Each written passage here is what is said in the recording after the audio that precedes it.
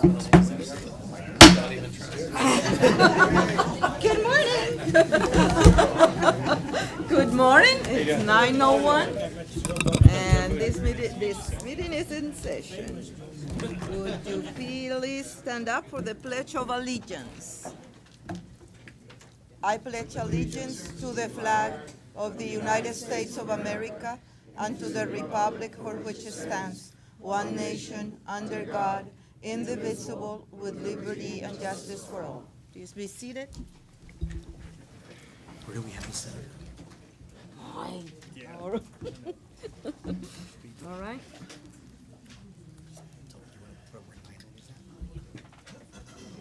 Do we have anybody for open comments?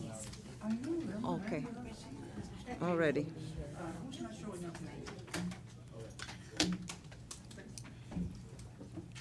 So we have some citizens for open comment. Ms. Granados? We have Ms. Mr. Mike Rooney. Okay. Mr. Rooney?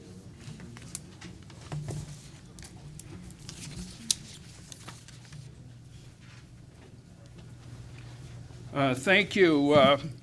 Mike Rooney had first requested the studies that justified the building of the new international bridge in the Tornillo-Fabens area through my county commissioner. Not receiving a reply, then sent a Texas Open Records request for the material. Judge Escobar quickly acknowledged the request, and Fernando Hernandez of Padadato's staff contacted me, reviewed the massive amounts of study data material done to date at his conference room. Material was about that thick. I extracted what I needed. There were 3 studies, 1997, May 2002, and Jacobs was the latest one. I don't see the date real quick. The question pops out, why did we build such a massive structure so far east?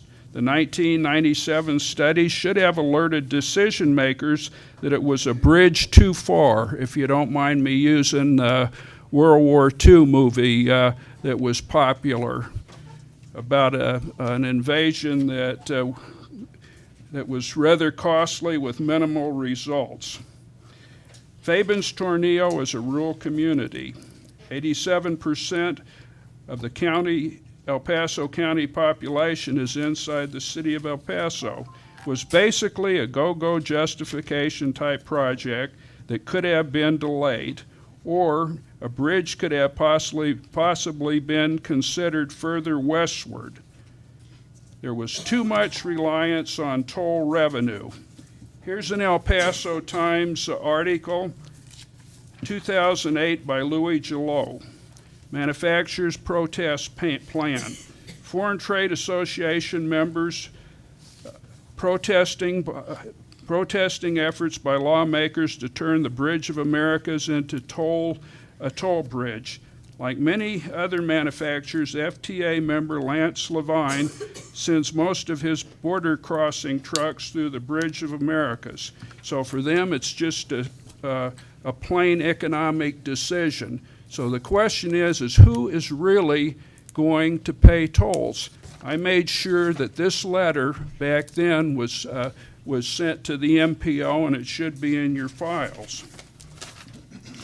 Have we basically set in motion a project which will continue to denude the interior of the city of its population and businesses, while adding to the economic pressures of the 3 of our school districts which are now facing declining student enrollment?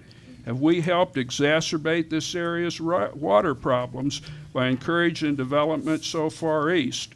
Since toll revenues are questionable, are those taxpayers inside the city now going to be forced to make this project float via their county taxes? This body, the MPO, needs to have study contractors also address water issues, plus toll reliability, and the school district's interior student declining enrollment as part of any future studies. This includes any studies contracted for also by the MPO. Judge Escobar, I want to thank your people. They were very helpful. I know during budget time, I'm going to take a little extra, please, since Mayor Leeser isn't here. I know, well, no, you're, and I don't mean that to be disrespectful. During budget times, employee pay raises are always a real touchy issue, especially for people in the lower levels of the organization. Like many of the buildings I've worked in the Army, they're pretty dank, and that was what surprised me about the building that Pat Adalto's staff is in. So what you might do is have somebody, and she says that's reflective of a lot of other county offices. You know, you get a certain impression when you see your nice big building there. So what you might do during budget time is have somebody go through with a video camera and film some of these places, and you know, that might help you, even though I'm a taxpayer always raising heck with you. Thank you, Mr. Rooney. Thank you for your patience with me. Okay. We have Mr. John Aber.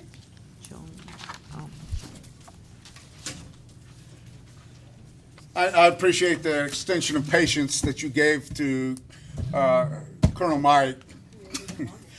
Buenos dias, Buenos dias, good morning. My name is John Iberg, a.k.a. Juanito Iberg, a.k.a. Biker John. I am an expert bicyclist. I have over 100,000 miles, 160,000 kilometers, over 40 years experience, both commuting and touring. I also am a survivor of 4 collisions with motor vehicles. This is the last one, and hopefully the final one I will ever be in. And those of you who've been around, I saw this last time when you had the Gateway West office for the MPO. I was eastbound on Vista del Sol approaching Yarborough on the 29th of March, 2009. Wednesday evening, Velo Paso put on a very successful rite of silence, which recognizes those individuals, those people who've been killed while bicycling. Almost 100 people participated in that. All well lit, very much following the rules of the road. The turnaround point was for Heinz Durkop, who a few months after my rear ending by a hit and run motor vehicle, he was southbound on George Dieter, North George Dieter, and he suffered a rear ending by a hit and run motor vehicle and was killed. And we have a ghost bike, and if you haven't been there, you need to go there. It's at Pocahontas and George Dieter on the west side. And hopefully we won't have any more ghost bikes here in El Paso. There have been a number of people killed on bicycles here. It is so important to realize that a lot of people, and any vehicles, I'm not talking just bicycles now, almost every day here in the hidden gem of the world, crossroads of North America, anchored by El Paso, Juarez, and Las Cruces, people are all the time getting into vehicular accidents, collisions. And a lot of times, I know you've heard this before, well, that person in front of me is going too slow, well, that person was doing this. You almost never hear any of those people take personal responsibility. Well, I was changing the radio station, I was brushing my teeth, I was putting on makeup, I was shaving, or I was eating my breakfast, or I was on my cell phone. You almost never hear that. One thing you hear also a lot is, the road, it's terrible. Someone's got to fix the road. I'm here to tell you right now, TxDOT, El Paso DOT, you've done a good job with the roads.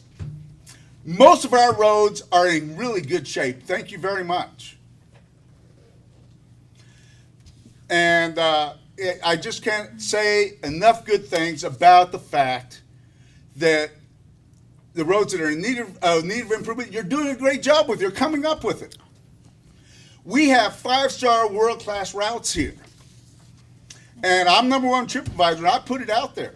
And we get people who come from around the world just to come here because they say, hey, I got to go to the only jail the Billy Kid ever broke into in San Ellie. I got to go there. Yes. Okay, your patience. I have given all of you, emailed many of you, the proposed I-10, the Fort Hancock, Las Cruces I-10 bicycle bypass. There should be no bicycles on Interstate 10 between Texas exit 72 and New Mexico exit 139. I have pedaled this route many times. And I've got a turn-by-turn directions on how to do it. And if you have a passport, go to Mexico. It is safe. Point well taken. Thank you very all much. very, very much for doing a great job and continue the good work. Thank you. We have Mr. Scott White.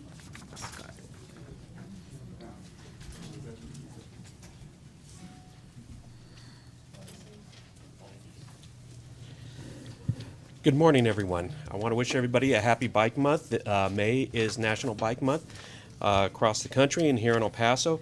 And we've been celebrating it with a great many of rides. And those of you who have been around town have probably seen some extra groups out there. We're out there having fun, enjoying the roads, sharing the roads, being part of the traffic that is part of our transportation network.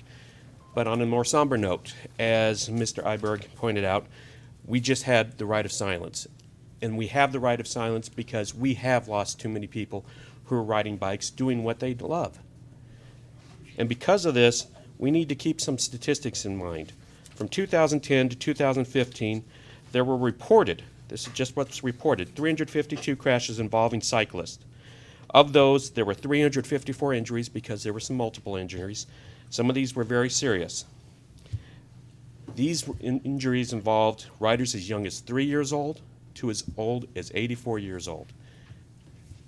And primary cause was cited as, in most of these, 28%, failure to yield right away. These statistics come to us thanks to our friends at TxDOT who've been collecting some good data, and they helped provide this information to Alta Planning and Design, who are putting together the forthcoming El Paso Bike Master Plan.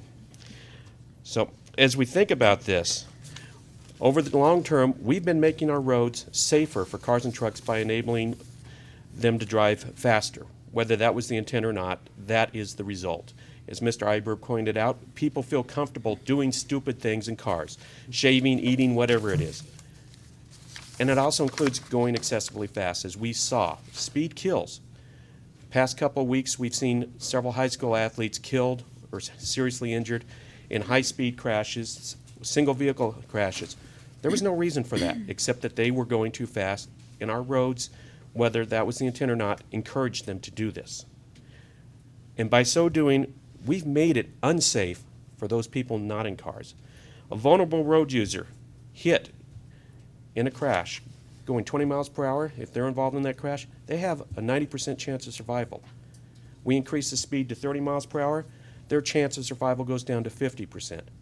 Going to 40 miles per hour, their chance of survival is 1 in 10, just 10%. We know our residential streets are mostly 30 miles per hour. How fast do most people actually drive on those streets? So where do we see the results of all this? That same time period, the numbers tell us 25% of all our traffic fatalities were vulnerable road users. That's way out of proportion to what our transportation system is designed for. We're building our roads for cars and trucks primarily. We're not putting money into safe infrastructure for people, for the vulnerable road users, to get people out to bike, to walk, to go to the bus, to take transit. So when we consider how much money we put in that system, it's a fraction of a percent, I believe, that actually goes there. Okay, so I'm asking for your consideration. Put some money, some real money, and some policies behind this.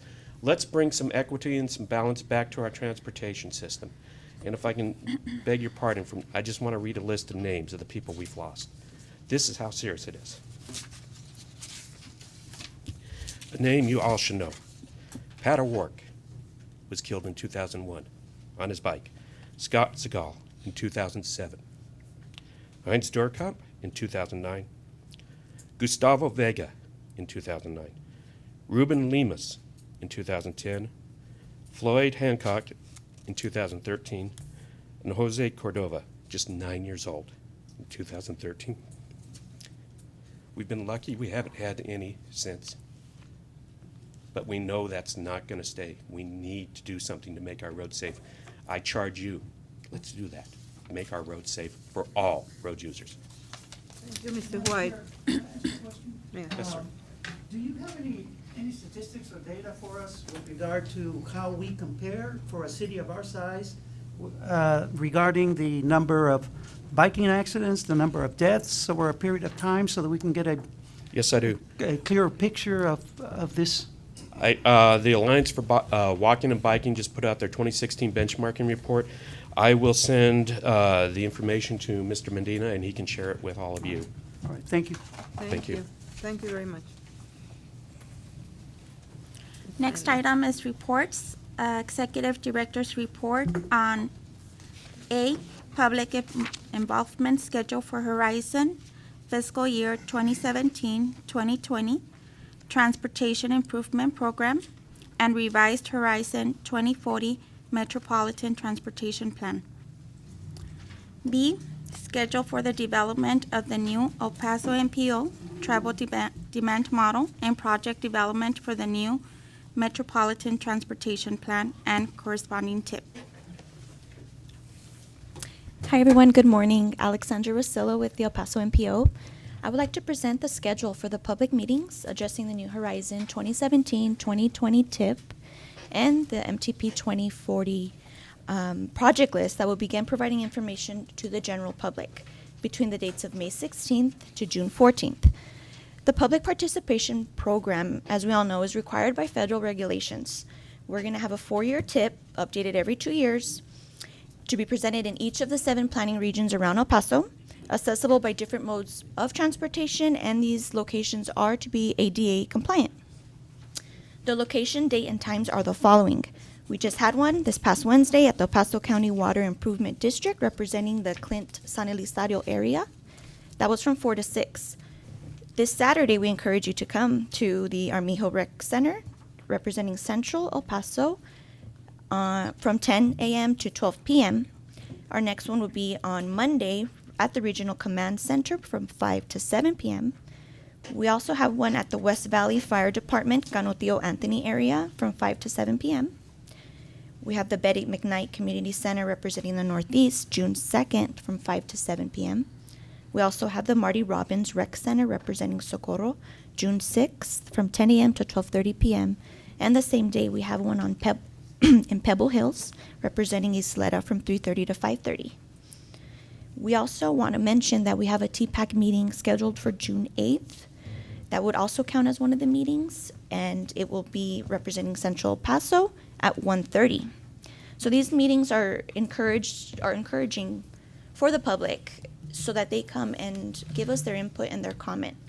And what we like to do is just gather the information on what we would, what they would like to see, questions answered at the meetings. So what we would, we encourage everybody to attend. And any further questions regarding the location and time should be sent to Efren Mesa at emesa@elpasompo.org. Thank you. Yes. I do have a couple of questions, and I do want this to be on the record. I have concerns over the informational center in Northeast El Paso being in Chaparral, New Mexico. I think something closer to the heart of Northeast El Paso, possibly the Northeast Regional Command Center would have been more appropriate, or having an additional one in that area. The next one is to have a planning meeting for Socorro and the Marty Robbins Recreation Center, which is really several miles away from Socorro, I think is inappropriate. And I know that you sent that planning map, but still, that's really far away from Socorro. The next one, Isleta, to have it at the Pebble Hills Regional Command Center, which is again several miles away from Isleta. which is north of I-10, and Isleta is really south of I-10. I think the Mission Valley Command Center would have been more appropriate for that. So I do want to go on record saying that I think if we want people to be able to participate, then we need to have meetings in the heart of where there's more population. And the one for Socorro, which is in the daytime from 10 to 12, I think, there's most people work during those hours. So I think to have a fair, input into planning, I think you need to have it like either in the evening where people can actually go after work, I think would be more appropriate. But I am concerned with those three areas that I just mentioned. Just for support, we'd be happy to have it there at the Rio Vista Community Center. We had the CAT a couple of months ago, and we had a good turnout. Just it's kind of far for us to go to Marty Robbins and for us to go during the daytime. If we could change it to something in Socorro or like the El Paso Water Improvement District, that would be great for us. Just we could have more public input and have it during a time that's more feasible for them to attend. So let me explain why these areas are labeled this way. So we have a public participation program, and that is a program that is dictated by federal rules. And that's a document that this board approved many years ago, and we're still following the state of practice under that document. So what we're doing is that we're identifying at a minimum the 7 locations so that we demonstrate to the state and the federal partners that we're meeting the requirement. Now, if there is concern that we should have additional meetings, there is absolutely no problem in us organizing those meetings. So for those that would like additional meetings, we are open to that. So at a bare minimum, we are addressing the requirements set forth in the public participation program. And I think I understand that, and I think some of the locations are okay, but I don't think we should have the focus of just meeting the minimum standards. I think we need to really engage people in the process. And so, yes, I would like to have additional meetings for Northeast El Paso and the Isleta area as Sure, well. And I absolutely. think Socorro just mentioned that they want one in the Socorro area as well. So that's my request. Thank you, Representative. Thank you, Chairwoman. I want to add on to what you said.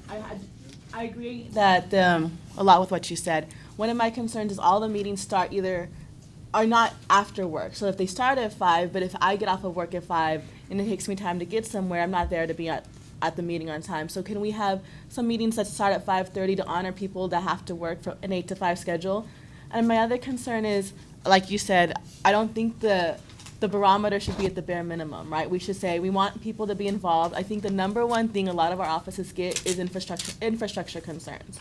And so we want the community to be engaged. And so even though Marty Robbins does meet the federal guidelines for Socorro maybe, or we're just using that language, a perception from the community of Socorro or the Lower Valley community as a whole could be like, well, that's not even in our community. So if we're going to use language, which language is very important, it should align with the areas. And so I would also like to request that we look at making sure that there are some that are closer to the communities in which we're trying to have conversations with, and understand that most of the people who live in some of these communities are working folks who work 8 to 5 and maybe won't be able to be there till 5:30, 6 o'clock. Ours already passed. It was on Wednesday. This document, as well as the flyer, stated that it was from 4 to 6, but the MPO staff actually had it scheduled from 5 to 7. So if we can verify that all the times are right for the ongoing meetings, that would be great as well. Thanks. So what I'll do is that I'll send communication to the entire policy board and to identify other opportunities for public involvement. And so if you'd like for us to present during your meeting with your deciding body, we can certainly do that. In addition, if you can provide us guidance on where to look for a facility that would encourage the public to participate. Thank you, Mr. Medina. Thank you.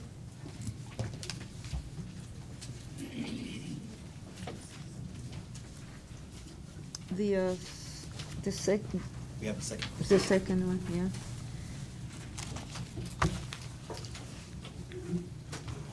Good morning to everybody. My name is Salvador Gonzalez. I'm manager of the Travel Research and Model Development area of the MPO. and I'm here to show you, to go through the schedule very briefly and some of the highlights for the development of the new travel demand model. This project started in November of last year, and you can see it in your printouts. We are in the middle of 2016, third week of May. Next slide, please. Yes. The new travel demand model has been organized into 4 phases, which contain 6 tasks and 26 subtasks. These 4 phases are development of networks, development of demographics, the actual calibration and validation of the model, and a phase for project selection. Within the next please, next one. As part of the managing of this project, we do have monthly progress meetings. We've selected it has been selected already a consultant to do this work, Cambridge Systematics. And with them we have, and with stakeholders, we have monthly progress meetings. And for each of the subtasks, we do have a 2 to 3 week review period. Next, please. Something to underline here is that we have 3 very important milestone dates. The first one coming this November is by that date we need to have the base year TDM ready. That's a validated, fully validated and calibrated model. Again, this is by the end of this year. Don't go.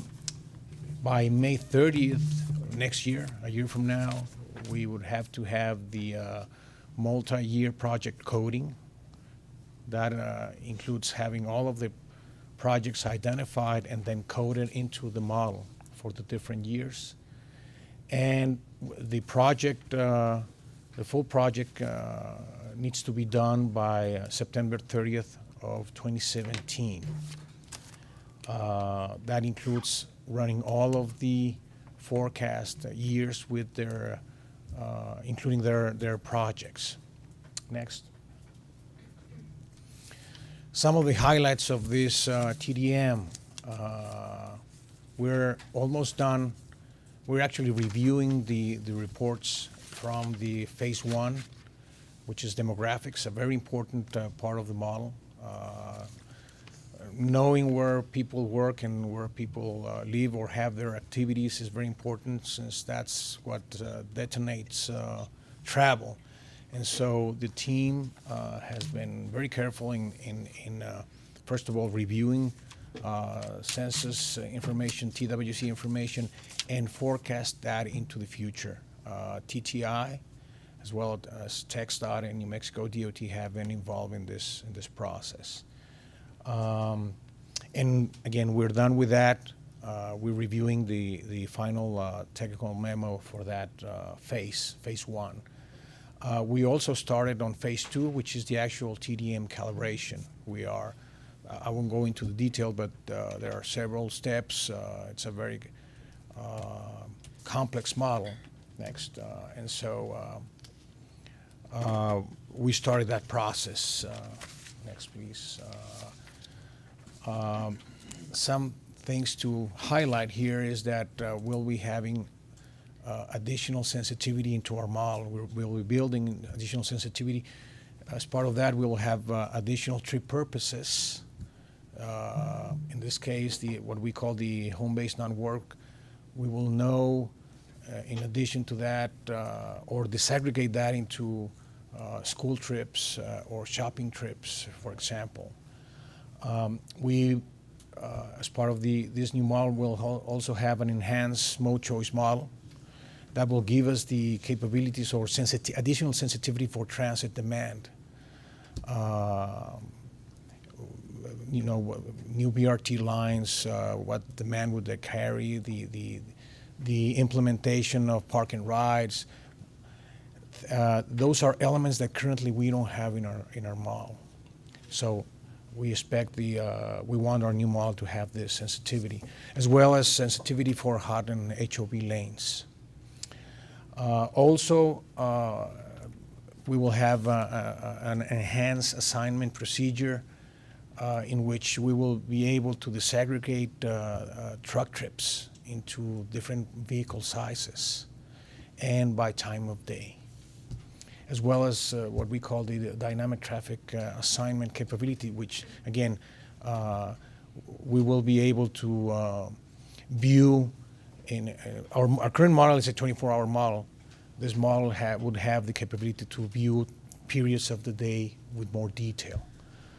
And finally, we would have an enhanced POE, port of entry analysis tool, what we call the transborder or the international TDM, international travel demand model. Finally, I guess just to underline the importance of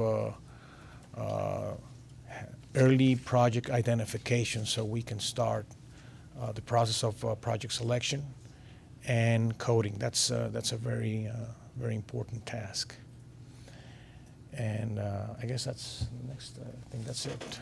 Any questions? Questions or comments for Mr. Gonzalez? Thank you. I'd just like to add a couple of things with regard to the development of the travel demand model and what we're calling, I believe, the 2045 MTP. So part of this development is that we would anticipate when we start the MTP is that we will be doing two things with regard to the short-range plan. So what's on the what was presented earlier was the 2017 through 2020 tip. By the time we develop this new model, we'll also revise that current 4-year plan. In addition to that, we're going to introduce the 2019 through 2022 tip. So essentially, it's an 8-year tip that we're going to be developing. Now, this will coincide with House Bill 20 requirements for the 10-year plan. All right, so as we get more information from the TTC, the Texas Transportation Commission, and how we're going to handle the 10-year plan here, certainly I'll come back and advise everybody on that. Also is that with this new travel demand model, along with the MTP and the 2 tips, is that we're going to be testing the model for the designation of ozone. So if you recall, several months ago, there was communication from the EPA down to TCEQ and also New Mexico ED that we are going to be non-attainment for ozone. So here's another pollutant that we'll have to demonstrate against that. With that in mind is that we also have a project through TCEQ called Rider 7. It used to be Rider 8, and we've developed tools to help us address where we have problems with ozone. So certainly as the planning process moves forward with the development of the MTP, we'll ID or locate these hotspots for ozone, and we'll bring them back through TPAC and you all as well. If anybody has any questions or comments. Yes, Ms. Adauto. Through the chair, Mr. Medina, is the date for the deadline that you have the model in place firm for September of next year? Because it does say the timeline subject to revisions and change. And the reason I ask is that we have several of our county mobility projects that go into construction in the summer. And if the model isn't complete, we're gonna have a problem with opening those to the public. So I'm asking, is it a firm date? So certainly the dates that we have here are targets. And so with the team, as Dr. Savalo explained, is that there's the capability of accelerating those timelines as well. So we are paying very close attention to this timeline. Thank you. Thank you. Any comments, questions? Thank you, Mr. Medina. Next. Next item is discussion and action to approve the minutes for the April 22nd, 2016 Transportation Policy Board. Okay, I have a motion and a second. Those in agreement indicate by saying aye. Aye. Those opposed? Thank you. Next. Item number 3, discussion and action. Direct Executive Committee to review and make recommendations on the continuous education program.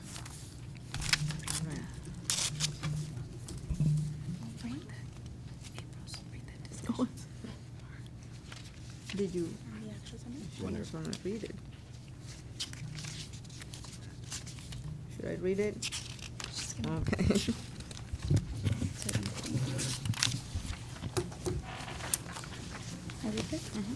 At the April 22nd, 2016 TPB meeting during Mr. Medina's Executive Director report, there was a discussion regarding the continuous education program, and it was requested that the Executive Committee review the program and make recommendations regarding the training hours.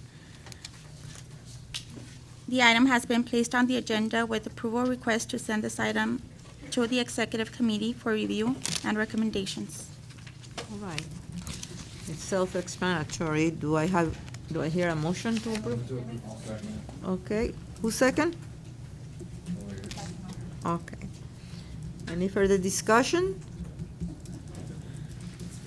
No? Call, please. Item number 4, I'm sorry. Oh. Yes, item number 4. Those in favor of this motion? Sorry. Those opposed? Thank you. Next. Item number 4, discussion and action to approve recommendations from the Transportation Project Advisory Committee for the proposed list of projects for the 2017-2020 Transportation Alternative Program Project Call. Morning, Chair, members of the board. Jose Landeros, Vice Chair of the Transportation Project Advisory Committee. Today, the TPAC is recommending funding for the Transportation Alternative Program call for projects. There were 9 total projects that were submitted, 3 from the University of Texas at El Paso, 2 from the town of Anthony, and is that right? Yeah, 4 from the city of El Paso. I apologize, I was checking my math. The funding is the 5 projects that are being recommended for complete funding are listed in your backup. This was a call for projects from 2017 to 2020. There were some projects that had funding shortfalls and some that had ineligible costs. All of that was reviewed by the ad hoc committee that TPAC formed. The process was the ad hoc committee reviewed and scored the presentations, and then from that ad hoc committee, the recommendations were made to the TPAC at large, and now the TPAC is recommending funding 5 of those projects. There were 2 additional projects that the ad hoc committee recommended partial funding for. However, at this time, as of this morning, from my understanding, the MPO has not received any formal commitment from those agencies, which would be the city and UTEP, to make up that funding shortfall. So the reason why 2 of those projects are being recommended for partial funding, there's not enough funds in the fiscal year that the project was submitted in. And so the ad hoc committee said, well, we should offer them whatever the balance of the funds is, but it would require formal commitment from the agency to make up the funding shortfall, to increase their local contribution to make up that shortfall. So the TPAC is recommending funding 5 of those projects. So you can see it's 2 from UTEP, 3 from the city of El Paso. I'll take any questions at this time. Madam Chair. Yes. So would you just recommend approving those other ones subject to, so that if they want to do them, they don't have to come back through the board? We had that discussion at TPAC, whether or not, if we're going to slow anything down. I think the important thing here is the procedure that the MPO has not received a formal commitment in the form of resolution or a letter as is required for other projects. And so until that occurs, we would recommend only funding the 5 projects. And just bring them back if they want to. Right. Okay. And if any of the funds are not utilized, they would be subject to a call for projects per the call for project policy that the board adopted last year. Move to approve. Thank you. I have a motion. What is the second? Second. Okay. Any further discussion? Okay. Those in agreement, please indicate by saying aye. Those opposed? Thank you. Thank you, Chair. Next. Item number 5, discussion and action.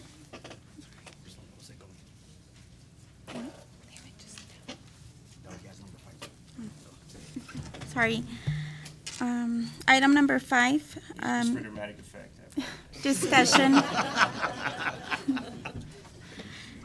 Discussion and action to approve the recommendations from the TPAC to amend the Horizon 2040 Metropolitan Transportation Plan and the Horizon 2017-2020 Transportation Improvement Program to include the TPAC recommended TAP projects from the 2017-2020 TAP project call and submit to the 2017-2020 STIP at First Amendment Opportunity November 2016 STIP revisions. 5A program in fiscal year 2017, the University Avenue Pedestrian and Bike Enhancements Phase 1, MPOID E108X-1, using $552,187 in TAP funds. This is a UTEP project. B, program in fiscal year 2018, the University Avenue Pedestrian and Bicycle Enhancements, MPOID E109X, using $717,494 in TAP funds and $135,246 in local contribution for a total funding amount of $852,740. Project City of El Paso. C, program in fiscal year 2018, the University Avenue Pedestrian and Bike Enhancement Phase 2, MPOID E108X-2, using $472,506 in TAP funds and $108,698 in local contribution for total funding amount of $581,204, UTEP project. D, program in fiscal year 2019, the Chamizal Neighborhood Pedestrian Enhancement Phase 1, MPOID E302X-1, using $847,179 in TAP funds and $166,521 in local contribution for total funding amount of $1,013,700. This is a City of El Paso project. E, program in fiscal year 2020, the Chamizal Neighborhood Pedestrian Enhancement Phase 2, MPOID E302X-2, using $823,523 in TAP funds and $149,307 in local contribution for total funding amount of $972,830, City of El Paso project. Thank you. Good morning, Jose Landeros, Vice Chair with TPAC. This is just the plan. Would be the programming of those projects into the planning documents. The next available opportunity would be the MTP and the TIP.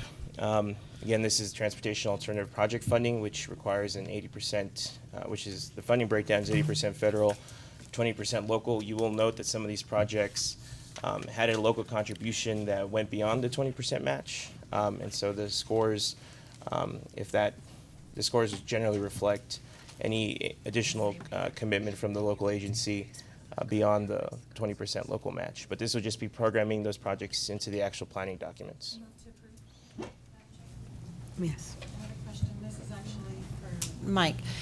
Yeah, for Mr. Medina. Has the MPO reconciled in terms of the funding available for all the projects? I mean, has that been reconciled? I mean, and kind of, I guess it ties into item number 4 that we just approved. Right, so what we've done is that we know that there are balances for the TAP, and in the development of the 2017 through 2020 TIP, we have pretty much zeroed out all the balances available.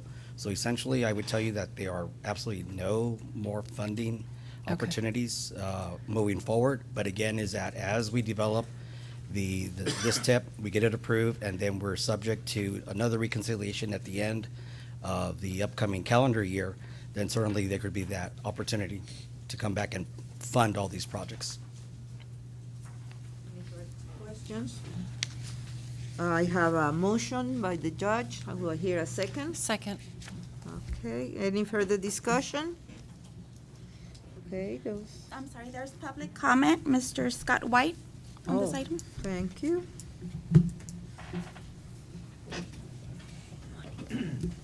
Mr. White? Good morning again. Scott White, Velo Paso Bicycle Pedestrian Coalition. Of course, we're all in favor of these kind of projects because we do need this kind of infrastructure. But it's not enough just to be looking at TAP funding or these other alternative transportation fundings. This needs to be something, as I mentioned earlier, that really needs to be at the core of our philosophy. We need to be looking at a true multimodal plan that allows every mode of transportation to be funded equitably, not just a little bit here and there. Thank you. Thank you. Any further comment? Okay, those in favor of this item indicate by saying aye. Those opposed? Thank you. Motion passes. Item number 6, discussion and action to approve request to excuse absent TPB members from the meeting. We have received requests from Cesar Blanco, Texas State Representative, David Garcia, Doña Ana County Commissioner, Oscar Leeser, Mayor, City of El Paso, Marisa Marquez, Texas State Representative 77 District, Natasha Hernandez, Alderwoman, Town of Clint, Representative Nyland, and Commissioner Vince Perez. Do I? Okay. Those in favor? Aye. Those opposed? All right, thanks. Next, it's a monthly report. The chair and the vice chair have no reports at this time. If I may just add something real quick. That was fast. Is that, let me go back to this issue with the public involvement, is that we're gearing up to actually re-scope the plan. And so what I'll do is that I'll come back to the TPAC, put an item on the agenda, and ask for TPAC to do an evaluation of the planning areas. I think that the more planning areas we have, I think the better success the MPO will have. And then certainly we'll come back to the policy board to make a report on that. Understanding that whatever recommendation the TPAC has and the policy board moves forward with, we have to conduct a 45-day public comment period. That's also prescribed by federal rule.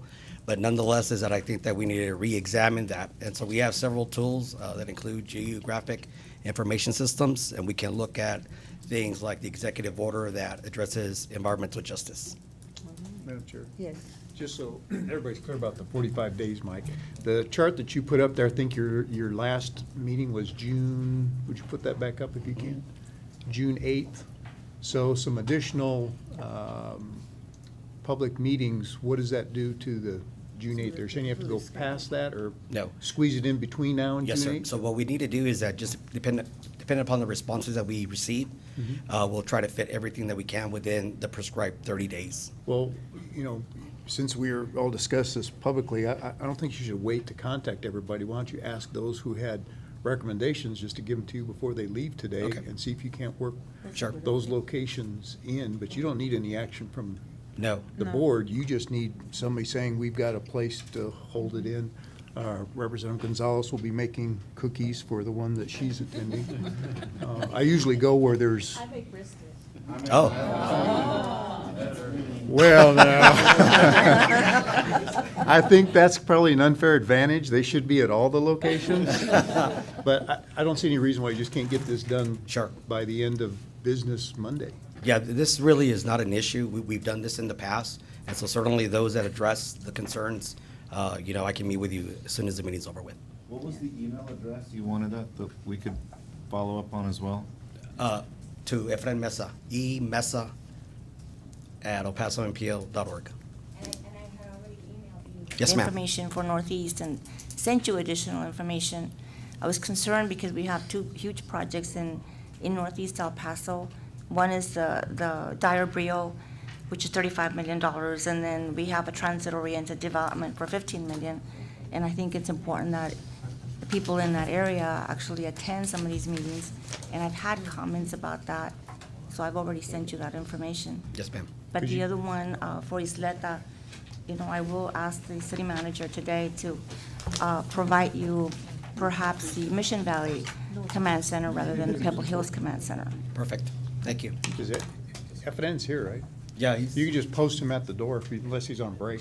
I think he It saw is the heat almost- coming. I don't know. Okay. All right. Any further comments? Announcements? Anybody getting Okay, I hear a motion to adjourn. Those in favor? Aye. Those opposed? Aye. Oh, this meeting is adjourned at, We didn't even go at now. 9:42. Ya nomás falta